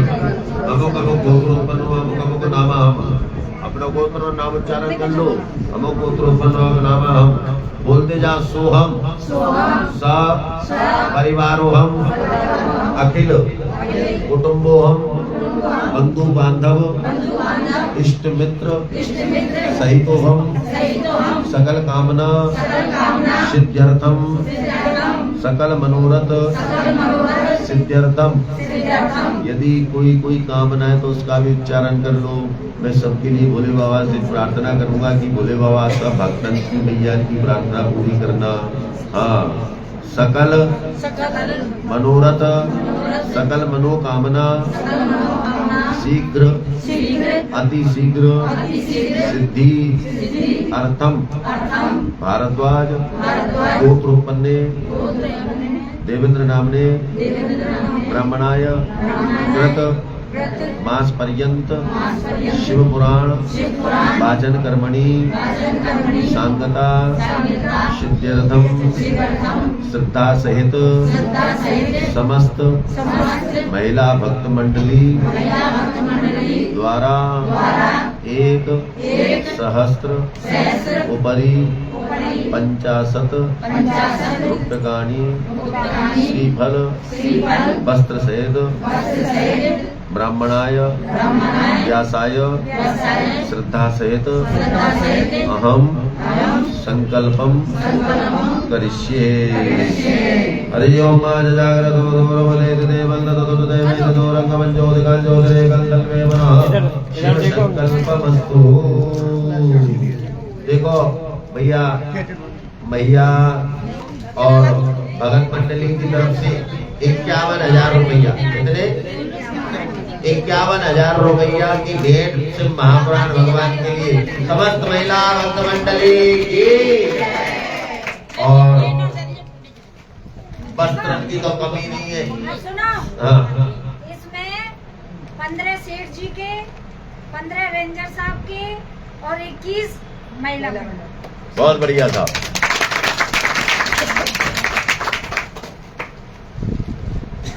और जो मैया ने अब अपने मंत्र पुष्प चढ़ाने थोड़ा सा आप आ जाओ भैया ले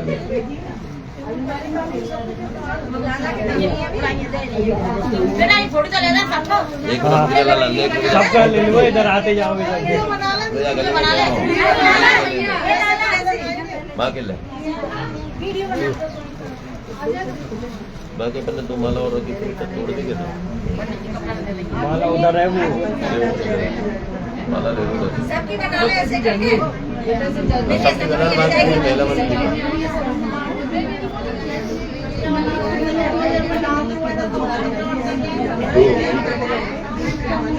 एक और है माला दे दीजिए।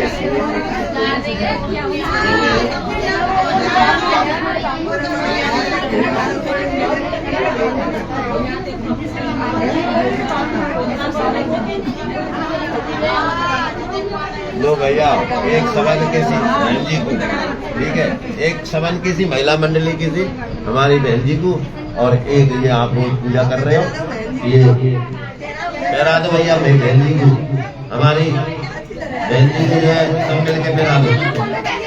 और हमारी हेमलता बहन जी को बार बार मैं व्यासपीठ से साधुवाद दूंगा कि हेमलता बहन जी ने हमारे पूरे महीने भर की सुंदर व्यवस्था, और मुझे तो बिल्कुल भी आभास नहीं था।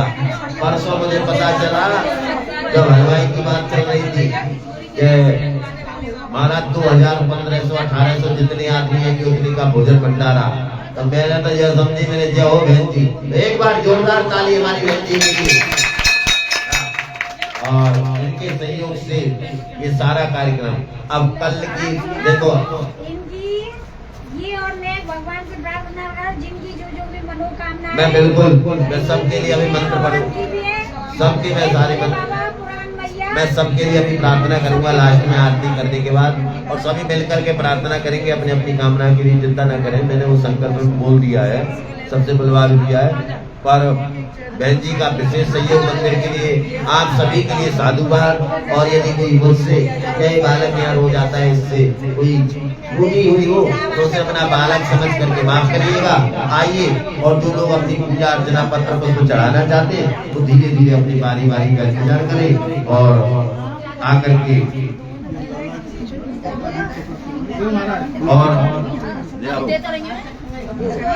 और देखो मैं ये भी कहूँगा कि हमारे दूसरे युवराज साहब, क्या युवराज साहब श्री जगदीश भैया, एक बार दोनों इन पति पत्नी के लिए मैं कह रहा हूँ ना, घर में जबरदस्ती बुला ले, जबरदस्ती देख पड़ो चाय गिलास लंबी के जानी पड़ेगी। अरे नहीं नहीं नहीं ऐसी नहीं है, ऐसे नहीं कि जो हमको पिला सके तो तुमको भी पिला सके। हाँ, और मैं जब जाऊँ ना तो ऑलरेडी गेट पे तैयार मिले, और आते ही गुरु जी, हाँ गेट में एकदम तैयार खड़े रहते हैं जब मैं बाबा को लेने जाता हूँ। इन दोनों का भी बढ़िया सभी का सहयोग, और इन्हीं के सहयोग से बाबा ने मुझसे कहा, और बाबा की बात को मान करके मेरे बाबा जो इन्होंने बार बार मुझसे पूछा दक्षिणा क्या लेंगे, तो एक दिन मैंने कहा ऐसा करिए प्रॉपर्टी के नाम करवा दिया था, दक्षिणा वक्षिणा की फिर बाद में मुझे पूछे हुए थे। हाँ, मैंने जो कछु देनो है मुट्ठी बांध के दे दोगे, मैं उसमें प्रसन्न होकर के जाऊंगा और आशीर्वाद दे करके जाऊंगा। हाँ नहीं, बहुत सुंदर भैया ने बहुत आनंद दिया, सभी के लिए साधुवाद, और अपना बच्चा समझ करके अपना आशीर्वाद ऐसे बर्दाश्त बना के रखिएगा। मैं ऐसे ही शिव पुराण का वाचन करता रहूं, और आपके प्रयास से मुझे 3 आयोजन आगे की ओर मिले, यही मेरे लिए तो बहुत बड़ी दक्षिणा है, और आपने ये दिया ये मेरे लिए बहुत बहुत बहुत है। बोलो शंकर भगवान की जय। अरे बिल्कुल खुश, कोई परेशानी नहीं, बहुत आनंद, आपने सबने बहुत अच्छा किया। आइए तो जिनको करना है वो कर ले, फिर अपने मिल करके सीधे आरती करेंगे। हाँ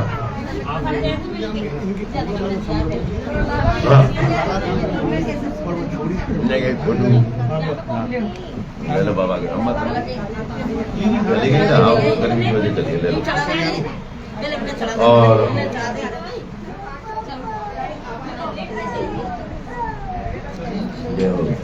और हमारी बहन जी तो कथा से पहले ही सबसे पहले रोजीना पहले हमारी हाँ श्रद्धा पूर्ण श्रद्धावान, और पहले कथा आवे से पहले 5 भजन रोजीना गाते, 5 भजन रोज गाते।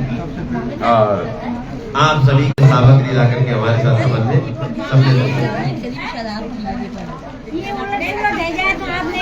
खोल लीजिए जैसे भी है जैसे ये तो बाकी लाला ले बेटा ना पैसा ने निकाल ले पहले निकाल के जिम्मे ले बेटा ठीक है ठीक है क्योंकि कभी पैसा नहीं है हाँ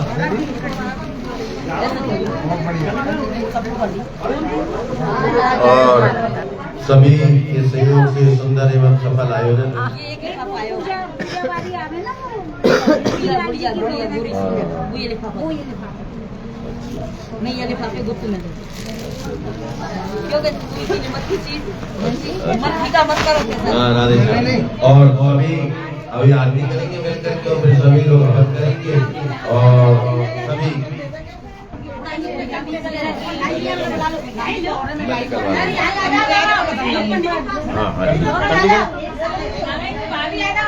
और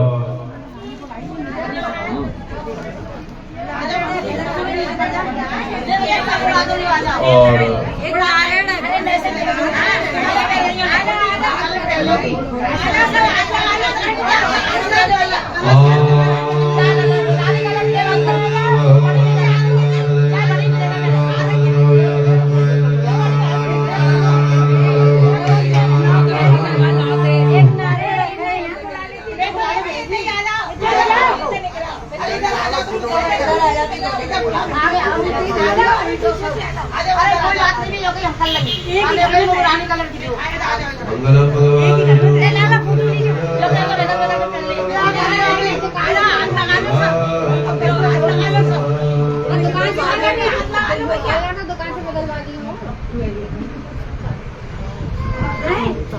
आ गए